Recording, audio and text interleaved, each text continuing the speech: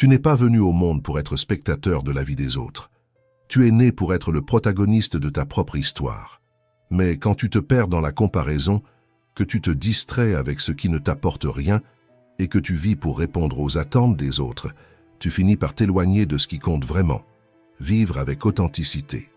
Maintenant, dis-moi sincèrement, si tu savais qu'il ne te restait qu'une seule année à vivre, qu'est-ce que tu laisserais derrière toi sans réfléchir? Qu'est-ce que tu cesserais de laisser occuper ton esprit? Et qu'est-ce qui deviendrait ta priorité numéro 1? Cette clarté, c'est ce que les stoïciens ont toujours enseigné. La vie commence à s'aligner lorsque tu lâches la comparaison et que tu tournes ton regard vers l'intérieur, car c'est en toi que se trouvent tes réponses, ta force et ta direction. Tu arrêtes de chercher de la validation là où tu ne la trouveras jamais, et tu commences enfin à voir la force qui a toujours été là, silencieuse, attendant que tu prennes les commandes. C'est dans cet état de présence que tout change. Les idées s'organisent, les choix prennent du sens et ta valeur cesse de dépendre de l'approbation extérieure, parce qu'elle commence à naître de l'intérieur. Aujourd'hui, je vais te montrer 10 leçons stoïciennes, simples et puissantes, pour t'aider à protéger ton énergie, à renforcer ton esprit et à vivre avec plus de vérité, plus de concentration et plus de paix. Ne continue pas à gaspiller ton énergie pour tout, sauf pour toi. Choisis dès maintenant de te prioriser et transforme ce choix en un véritable engagement. Écris en commentaire. Aujourd'hui, je choisis de me concentrer sur moi. Je suis stoïcien. Allons à la première leçon. Leçon 1. Tout ce que tu fais aujourd'hui s'accumule.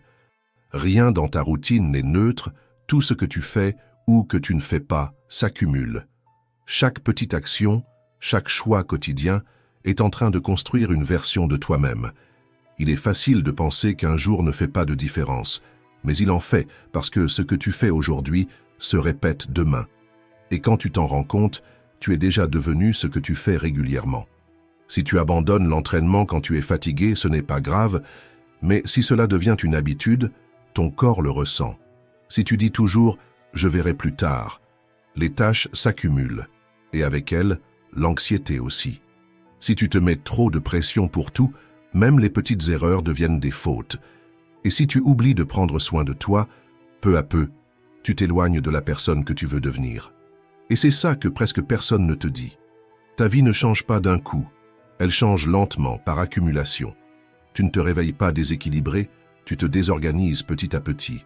Tu ne perds pas le focus d'un seul coup, tu l'abandonnes à travers de petites concessions. Épictète disait « Si tu veux devenir beau, fais de beaux choix. Si tu veux être excellent, fais des choix excellents et fais-les habituellement. Jour après jour, ils s'additionnent au sommet. Et c'est exactement ça. Tes choix quotidiens ne sont pas petits, ils construisent la base de ta vie. Alors, arrête-toi un instant et observe avec bienveillance. Qu'est-ce que tu es en train d'accumuler? De l'attention ou de la négligence? De la clarté ou de la précipitation? De la paix ou de la distraction? Même quand rien ne semble se passer à l'extérieur, quelque chose est toujours en train de se former à l'intérieur. Chaque choix répété avec intention devient un chemin plus solide vers là où tu veux aller. Tu n'as pas besoin d'un plan parfait, tu as seulement besoin de direction, de présence et de la volonté de ne pas faire marche arrière. La bonne nouvelle, c'est que cela fonctionne dans les deux sens. L'accumulation construit aussi le progrès. Chaque petite victoire compte. Chaque fois que tu choisis ce qui te renforce, même si cela semble peu, tu es en train de réorganiser ton chemin intérieur. La persévérance, ce n'est pas la vitesse, c'est la constance avec intention. Et quand cette intention est répétée, même les jours ordinaires, elle devient une transformation. Le changement que tu cherches tant ne commence pas par une révolution, il commence par le prochain pas. Et si ce pas est le même qu'hier, le résultat le sera aussi. Mais si aujourd'hui est différent, tout peut changer. Si cette leçon a résonné en toi, écris dans les commentaires. Aujourd'hui, je choisis de semer ce que je veux récolter. Parce que la vie est le reflet de ce que tu pratiques. Et personne ne récolte l'excellence avec des habitudes médiocres. Leçon 2. Cesse de te mesurer aux autres. Tu vas bien, ta vie avance et tu es en paix avec tes choix. Mais voilà que tu ouvres ton téléphone, tu vois une photo, une publication, un commentaire et, sans t'en rendre compte, tu commences à te comparer. Le corps de l'un, le salaire de l'autre, le voyage que tu n'as pas fait, la relation qui a l'air parfaite. Et soudain, ce qui te semblait suffisant commence à te paraître insuffisant. La comparaison est sournoise, elle ne crie pas, elle chuchote et vole. En quelques secondes, elle vole. La joie qu'il a fallu des jours pour construire. Tu commences à douter de ton corps, de ton chemin, de ta vie. Et ce qui était de la gratitude devient une exigence. Mais il y a ici quelque chose d'important. Tu ne vois pas toute l'histoire de l'autre. Tu ne vois que le joli extrait. L'angle parfait, la légende répétée, la lumière idéale. Et utiliser ça comme une règle pour mesurer ta propre vie, c'est comme essayer de trouver le nord avec une boussole cassée. Rien ne s'aligne, rien n'a de sens. Tu te sens toujours en retard, même quand tu avances. Marc Aurèle disait « Convainc-toi que tout est don des dieux ». Autrement dit, fais confiance à ta route. Honore ce qui est à toi. Comprends que le rythme de la vie ne se trompe jamais et que ta mission n'est pas de vivre le scénario de quelqu'un d'autre. La comparaison constante ne t'aide pas à grandir, elle te détourne de l'essentiel, ta propre évolution. Évoluer, ce n'est pas être meilleur que les autres, c'est être meilleur que celui que tu étais hier. C'est regarder à l'intérieur et dire « Je ne suis pas encore là où je veux être, mais je suis sur le chemin, et ce chemin est le mien. » L'herbe du voisin peut sembler plus verte, mais tu ne sais jamais depuis combien de temps elle a été peinte. Pendant que tu compares la scène de l'autre avec les coulisses de ta vie, tu oublies que ton histoire se construit dans le silence, avec plus de vérité. Quand la comparaison apparaît, respire et reviens à toi.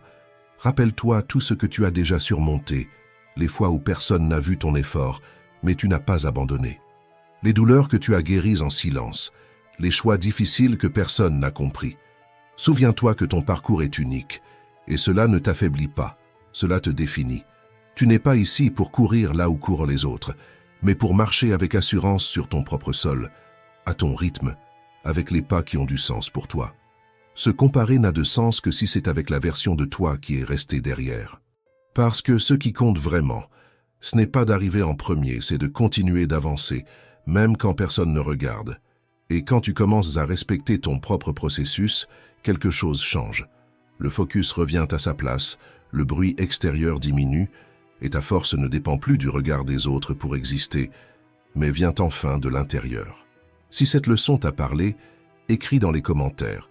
Aujourd'hui, je tourne mon regard vers moi, pas vers les autres. Parfois, c'est tout ce dont tu as besoin pour recommencer à grandir, te rappeler que ton chemin a de la valeur, même quand personne n'applaudit. Leçon 3. Ne te tourmente pas pour des problèmes imaginaires. Combien de fois as-tu perdu le sommeil à cause de quelque chose qui n'est jamais arrivé? Combien de conversations as-tu répétées dans ta tête en attendant le pire pour ensuite te rendre compte que rien de tout cela ne s'est concrétisé?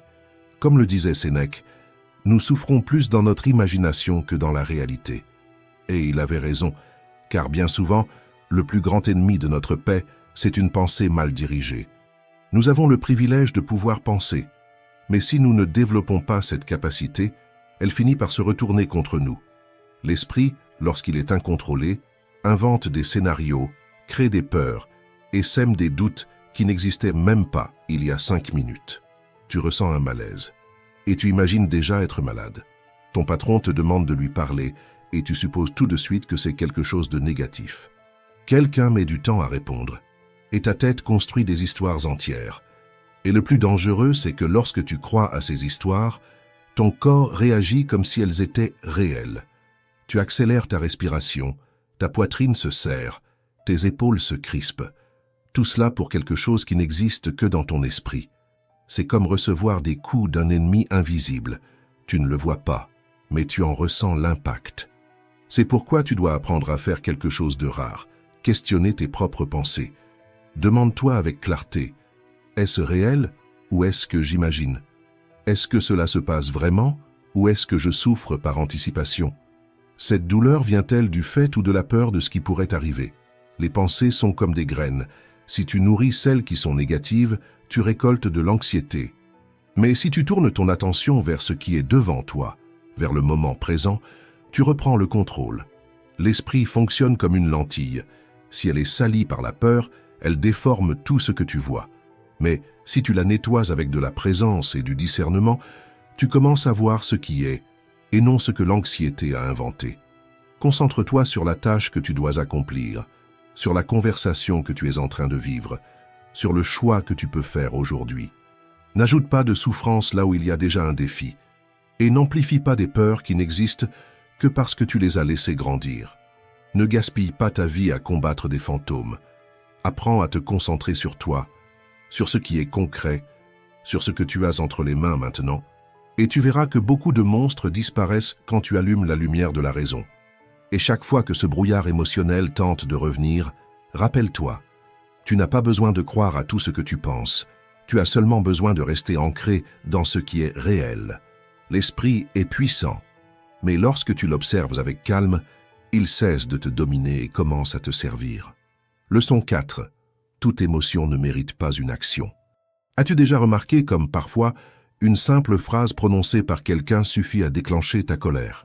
Ou comme une nouvelle inattendue peut immédiatement t'angoisser, te donnant envie de tout régler sur le champ. C'est automatique, l'émotion arrive, et l'on réagit sans réfléchir. Mais c'est justement là que réside le danger. Quand tu réagis sans filtrer, tu remets le contrôle de ta vie à ce que tu ressens dans l'instant. Mais les stoïciens nous rappellent quelque chose d'essentiel. Entre ce qui t'arrive et ce que tu fais, il existe un espace, et c'est dans cet espace que réside ton pouvoir. Ta première impression n'est pas toujours la bonne. Ce qui ressemble à une offense peut n'être qu'un bruit de fond. Ce qui paraît urgent peut n'être que de l'anxiété. Et ce qui semble personnel peut n'avoir absolument rien à voir avec toi.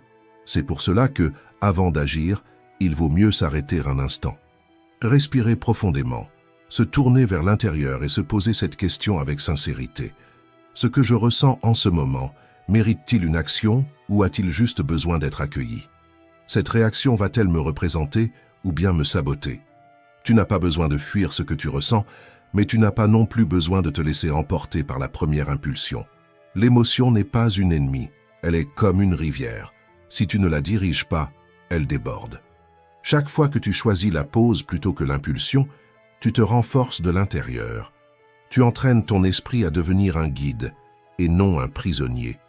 Et c'est justement là que naît l'autodiscipline. Non pas dans le fait d'ignorer ses émotions, mais dans celui de filtrer ses actions. La maturité émotionnelle, ce n'est pas l'absence d'émotion, c'est la présence de conscience. Ne gaspille pas ton énergie à agir sous le coup de l'émotion. Concentre-toi sur toi, sur ce qui est à ta portée, et donne-toi le temps nécessaire pour choisir avec clarté. Dans les jours à venir, mets cela en pratique dans les petites situations. Si ton partenaire fait un commentaire qui t'agace, respire avant de répondre.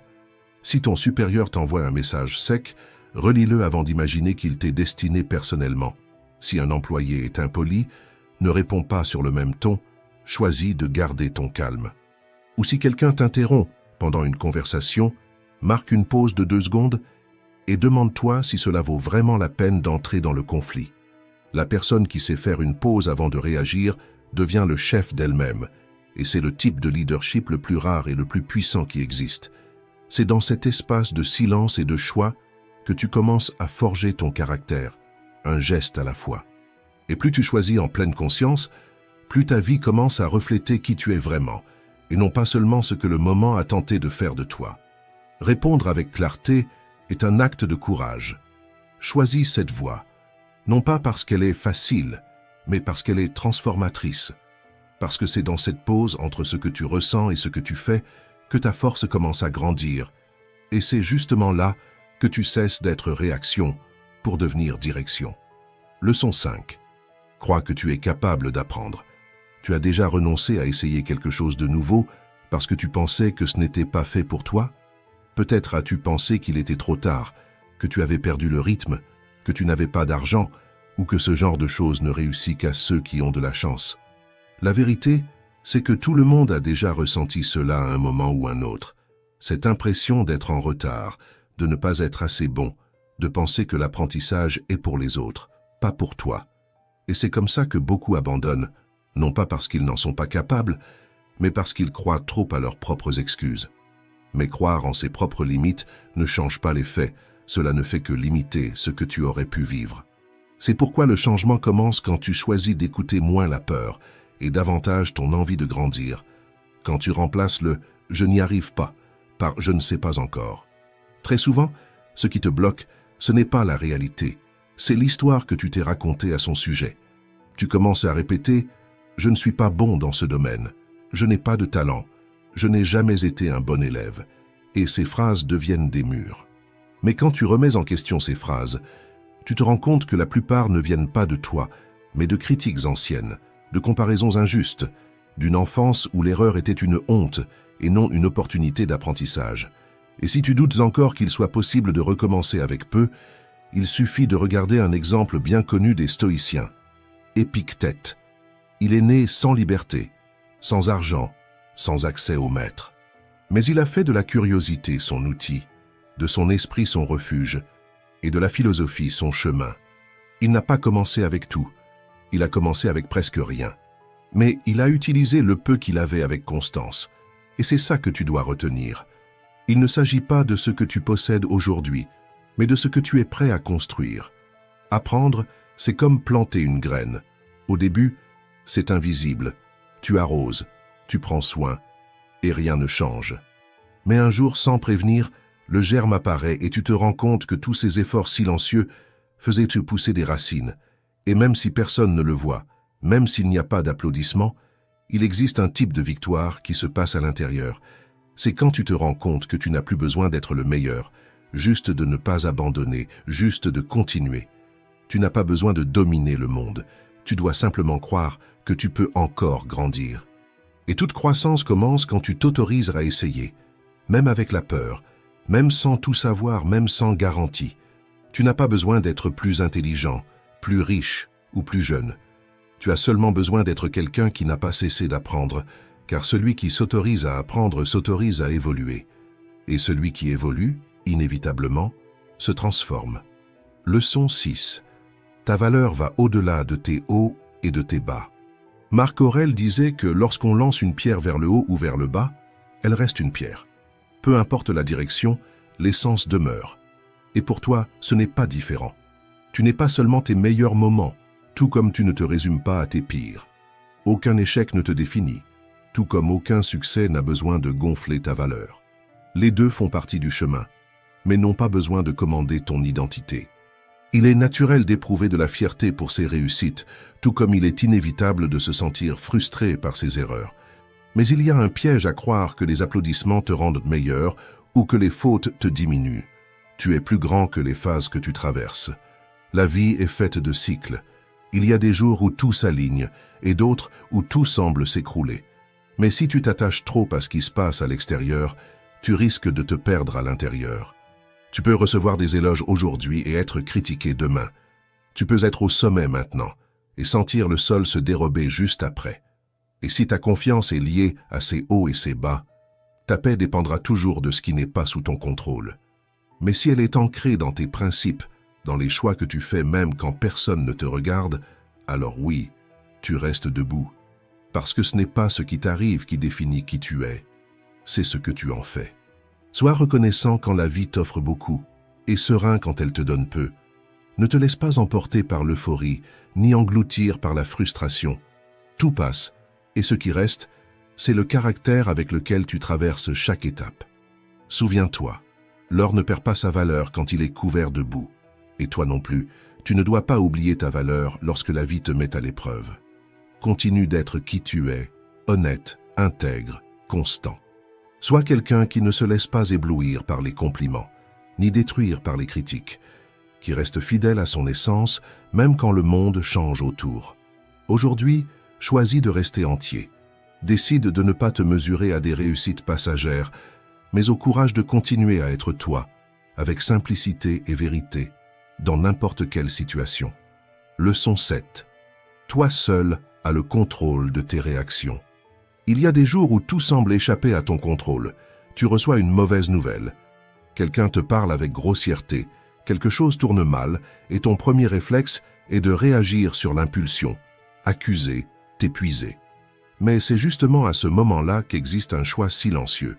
Tu peux réagir comme toujours, ou tu peux répondre autrement.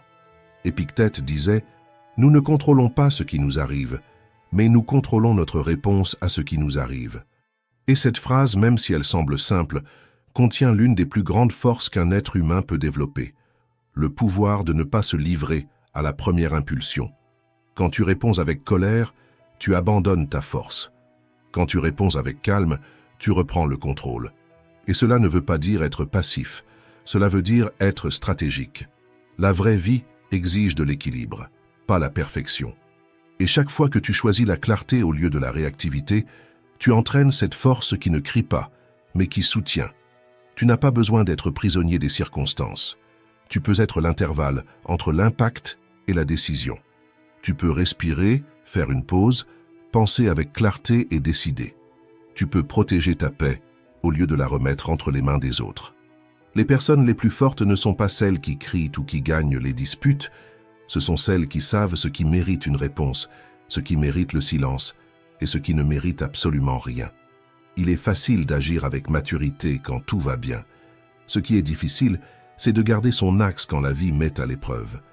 Mais c'est justement dans ces moments que tu te distingues, car pendant que la majorité réagit sur l'impulsion, toi, tu apprends à agir en pleine conscience. Et ceux qui agissent avec conscience commencent à vivre avec constance. Ces personnes ne dépensent pas d'énergie à essayer de contrôler l'incontrôlable. Elles protègent leur concentration parce qu'elles ont compris que là où va l'attention, va la vie. Les personnes qui réussissent n'ont pas moins de problèmes, elles sont simplement devenues des maîtres dans l'art de ne pas amplifier ce qu'elles ne peuvent pas changer. Elles filtrent, choisissent et s'engagent envers ce qui compte vraiment. Et toi aussi, tu peux faire cela, tu peux être plus grand que l'irritation du moment. Tu peux être plus solide que le chaos qui t'entoure. Tu peux être le point de stabilité entre ce qui t'affecte et ce que tu choisis d'en faire. Ne vis pas en pilote automatique. Chaque fois que tu réagis sans réfléchir, tu remets ton pouvoir. Mais chaque fois que tu choisis comment répondre, tu redeviens l'auteur de ta propre histoire. Si cela a réveillé quelque chose que tu as besoin de reprendre en main, écris dans les commentaires. Aujourd'hui, je choisis ma réponse, pas la réaction. Parce que lorsque tu maîtrises ta manière de répondre, tu changes la façon dont la vie t'atteint, et plus personne n'a le pouvoir de t'éloigner de ton centre. Leçon 8. Ceux qui brillent dérangent. Chaque fois que tu décides de changer, quelqu'un va mal réagir. Pas toujours avec des attaques directes, mais avec des blagues subtiles, des commentaires pleins d'ironie. Ou ce regard qui semble dire « Pour qui tu te prends ?» Mais cela n'arrive pas parce que tu fais quelque chose de mal. Cela arrive parce que ton changement sort l'autre de sa zone de confort. Et tout le monde n'a pas envie d'en sortir. Il y a des gens qui préfèrent te voir répéter les mêmes erreurs, les mêmes habitudes, les mêmes rôles, parce que tout reste ainsi prévisible, facile, sous contrôle. Pense à quelqu'un qui a toujours été le gentil du groupe, quelqu'un qui acceptait tout, qui évitait les conflits, qui acceptait d'être mis de côté pour ne déranger personne. Il a vécu comme ça toute sa vie, jusqu'au jour où il commence à changer, à dire non, à poser des limites, à protéger son temps et son énergie. Au début, ses amis trouvent ça étrange, disent « C'est fou, tu as changé ». Quelqu'un se plaint « Avant, tu étais plus sympa ». Ou alors il s'éloigne, comme s'il avait fait quelque chose de mal. Mais ce qui a changé, ce n'est pas le caractère de cette personne, c'est la manière dont elle se respecte. Et cela dérange, parce que ceux qui profitaient de son absence de limites vont maintenant devoir s'adapter à ces nouvelles règles. Et maintenant, pense à toi. Combien de fois as-tu essayé d'évoluer et entendu exactement ce type de réaction? Combien de fois as-tu été jugé, non pas pour tes erreurs, mais pour ce que tu avais enfin commencé à faire correctement? Ou encore, combien de fois la critique est-elle venue précisément de ceux dont tu attendais du soutien? C'est toujours comme ça. Quand tu commences à rompre avec la stagnation, ceux qui restent immobiles se sentent menacés. Ton courage devient un miroir, et tout le monde n'aime pas ce qu'il y voit. Alors, au lieu de grandir avec toi, ils préfèrent essayer de te ralentir, non pas par méchanceté, mais par peur. La vraie croissance dérange, non pas parce que tu te perds, mais parce que tu deviens quelqu'un de nouveau. Parfois, tu seras critiqué non pas parce que tu as tort, mais parce que tu oses avancer. Et cette critique se déguise en blague, en conseil, en inquiétude. Mais au fond, elle naît de l'inconfort de ceux qui n'ont pas encore eu le courage de faire pareil. Souviens-toi, ceux qui te critiquent aujourd'hui peuvent t'admirer en silence demain. Alors, ne recule pas. Ne te justifie pas trop. Ne cherche pas à être compris par ceux qui veulent juste te maintenir dans le passé. Continue même si personne ne croit en toi. Continue même s'ils se moquent de tes choix. Parce que la constance fait taire les moqueries, et le temps finit toujours par révéler qui construit quelque chose de vrai. Chaque critique est un signe de mouvement. Ceux qui restent immobiles ne dérangent personne. Mais tu n'es pas né pour te cacher. Tu es né pour grandir, et grandir, même dans la résistance, vaut toujours mieux que de passer sa vie à essayer de rentrer dans ce que les autres attendèrent de toi. Si cette leçon a résonné en toi, écris en commentaire. Aujourd'hui, je continue, même quand on doute de moi. Parce que celui qui reste debout malgré les critiques, c'est exactement celui dont on se souviendra un jour pour avoir changé avec courage pendant que les autres se contentaient de regarder. Leçon 9. Engage-toi envers toi-même. As-tu déjà remarqué comme il est facile de se consacrer aux autres, mais si difficile de tenir un engagement envers toi-même? Tu respectes les délais au travail, tu aides ceux qui te sollicitent, tu réponds aux messages, mais quand tu promets de prendre soin de toi, tu repousses presque toujours. Tu repousses l'entraînement, la lecture, l'organisation, le plan de changement que toi-même avais dit devoir commencer. Et cela a un prix, car même si personne ne le voit, ton esprit le ressent. Il le ressent chaque fois que tu dis quelque chose sans le tenir, et commence peu à peu à ne plus croire en ta propre parole. Et voici une vérité que beaucoup évitent de regarder en face. Chaque promesse rompue affaiblit la confiance, et quand cette confiance est envers toi-même, ce qui se perd n'est pas seulement la motivation, mais la dignité. Tu dis que tu vas changer une habitude, mais tu retombes au même point. Tu dis que cette fois c'est sérieux, mais tu abandonnes à la première difficulté. Et tu commences à porter ce sentiment silencieux de honte. Honte de réessayer, honte de te regarder dans le miroir, honte de croire que c'est possible. Mais c'est possible, à condition de changer la façon dont tu te traites, à condition de prendre tes propres décisions au sérieux. Engage-toi envers ce que tu te dis. Tu n'as pas besoin d'en faire trop. Tu n'as pas besoin que ce soit parfait, tu as juste besoin d'être ferme. Promets moins, mais tiens davantage. Parce que chaque promesse tenue se transforme en respect de soi. Et c'est ce respect qui soutiendra ton estime de toi dans les jours difficiles. La confiance en soi ne naît pas de la motivation, elle naît de la constance. De faire ce que tu avais dit que tu ferais, de construire, par tes actes, ce que tes mots avaient promis. Pense à cela comme un pont entre ce que tu désires et ce que tu vis. Chaque pas cohérent est une pierre solide sur ce chemin. Et plus ce pont est solide, plus tu deviens inébranlable. Alors, s'il y a quelque chose que tu repousses depuis un moment, arrête maintenant. N'attends pas lundi, le mois prochain ou des conditions idéales. Tu n'as pas besoin d'être prêt. Tu as besoin d'être engagé. Si cette leçon t'a parlé, écris dans les commentaires. Aujourd'hui, je tiens les promesses que je me fais. Parce que c'est le début d'une nouvelle relation. Entre toi et ta meilleure version. Leçon 10. Construis la valeur que personne ne peut t'enlever. Tu peux accomplir beaucoup de choses dans la vie. Des diplômes, des compliments, des likes, de la reconnaissance. Mais si tu n'apprends pas à te valoriser de l'intérieur, tu continueras à dépendre des applaudissements des autres pour te sentir entier. Et rien n'est plus fragile que de vivre en quête de validation extérieure. Parce que le même regard qui t'admire aujourd'hui peut te juger demain. La même personne qui te félicite peut être en désaccord avec toi, et si ta valeur dépend de ça, tu vis au gré de ce que tu ne contrôles pas. Beaucoup de bonnes personnes se perdent en voulant plaire. Disent ce qu'elles ne pensent pas, acceptent ce qui les dérange, refoulent ce qu'elles ressentent. Tout ça pour préserver une image. Mais la vérité est simple. Tout le monde ne sera pas toujours d'accord avec toi, même ceux qui t'aiment. Et c'est très bien ainsi. Tu n'as pas besoin d'être une unanimité, tu as besoin d'être vrai. Tu dois faire ce en quoi tu crois, agir avec cohérence et t'endormir en paix avec ta propre conscience. Pense-y. Un diamant reste précieux même si personne ne le regarde. Sa valeur réside dans son essence, pas dans sa vitrine. Et pour toi, cela doit être pareil. Arrête de mesurer ta valeur à la réaction des autres. Il y a des personnes qui ne t'applaudiront que tant que tu resteras dans le rôle qu'elles ont projeté pour toi.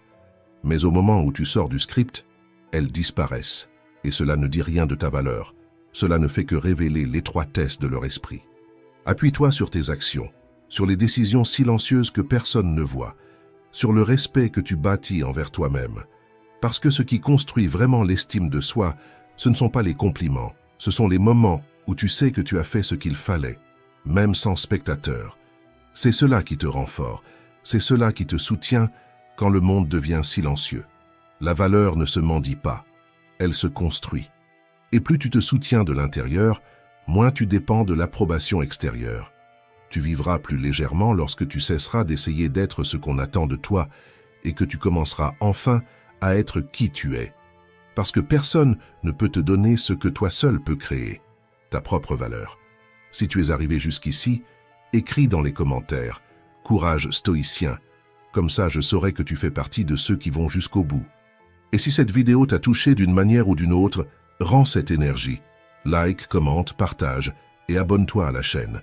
Merci beaucoup d'avoir regardé.